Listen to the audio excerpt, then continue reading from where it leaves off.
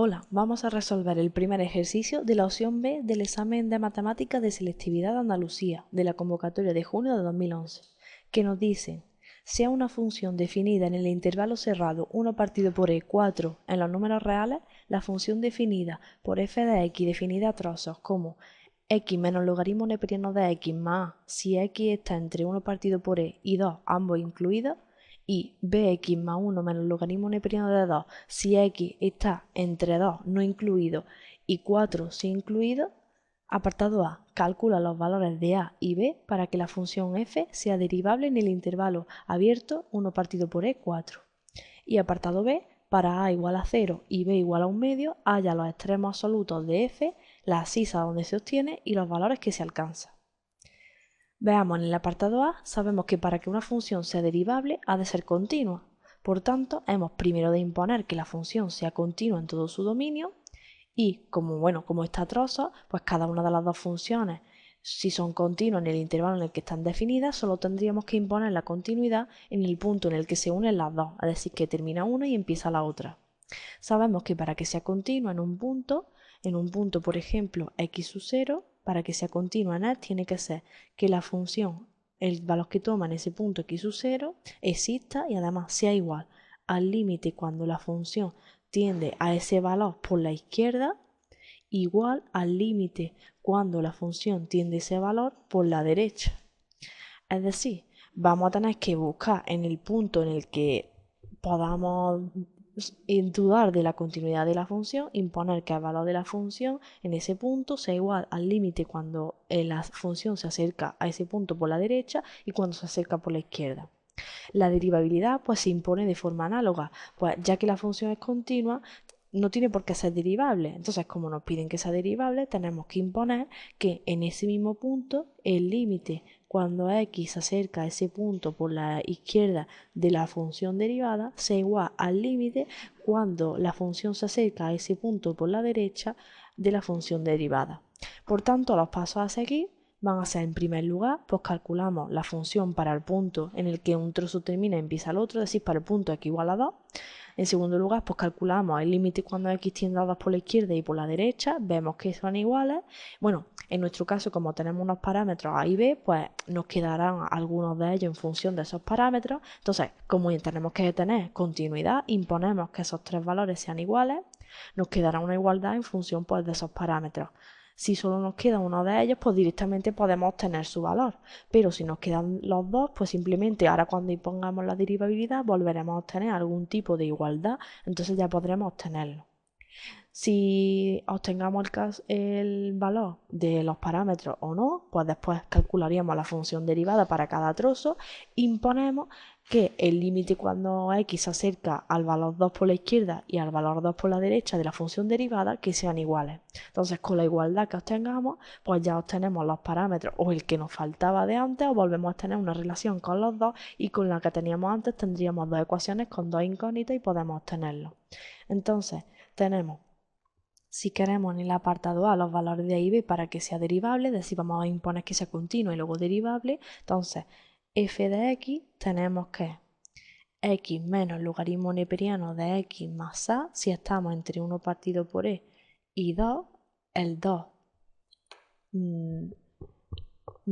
también está incluido, y en el segundo trozo bx más 1 menos logaritmo neperiano de 2 si estamos entre 2 y 4, el 2 no incluido y el 4 sí. Entonces vamos primero a ver que sea continua, es decir, que f en x igual a 2 tiene que ser igual al límite cuando x tiende a 2 por la izquierda de la función e igual al límite cuando x tiende a 2 por la derecha de la función. En primer lugar, la función para el valor 2 tendríamos que coger el primer trozo, entonces sustituimos para x igual a 2 y nos quedaría 2 menos logaritmo neperiano de 2 más a. Ahora, el límite cuando x tiende a 2 por la izquierda de la función sería el límite cuando x tiende a 2 por la izquierda, y tendríamos que coger la función x menos logaritmo neperiano de x más a. Entonces también nos quedaría 2 menos logaritmo neperiano de 2 más a. Y por último, el límite cuando x tiende a 2 por la derecha de esa función, es decir, el límite cuando x tiende a 2 por la derecha del segundo trozo. Sería bx más 1 menos logaritmo neperiano de 2. Esto nos quedaría 2b más 1 menos logaritmo neperiano de 2. Entonces, si queremos imponer la continuidad, tiene que ser, esas tres igualdades que hemos obtenido tienen que ser iguales, así que como dos de ellas ya vemos que lo son, lo que tenemos que tener es que 2 menos logaritmo neperiano de 2 más a tiene que ser igual a 2b más 1 menos logaritmo neperiano de 2. Vemos que el logaritmo neperiano de 2 se nos va y nos quedaría 2b igual a 2 más a menos 1, que esto es 1 más a. De donde entonces b es igual a 1 más a partido por 2. Tenemos una relación entre los valores de a y de b. Entonces vamos a seguir imponiendo la derivabilidad porque la continuidad, aparte de ese punto x igual a 2, vemos que cada trozo por separado es continuo en todos los valores en los que está definido, así que no habría problema con la continuidad. Entonces, la función derivada nos quedaría, el primer trozo sería 1 menos 1 partido por x, en el intervalo 1 partido por e, 2, cerrado, y el segundo trozo su derivada sería b, y esto para 2 menor que x menor o igual que 4. Entonces, ya que tenemos la función derivada, hemos de imponer que el límite cuando x se acerca a 2 por la izquierda de la función derivada sea igual que el límite cuando x se acerca a 2 por la derecha en la función derivada.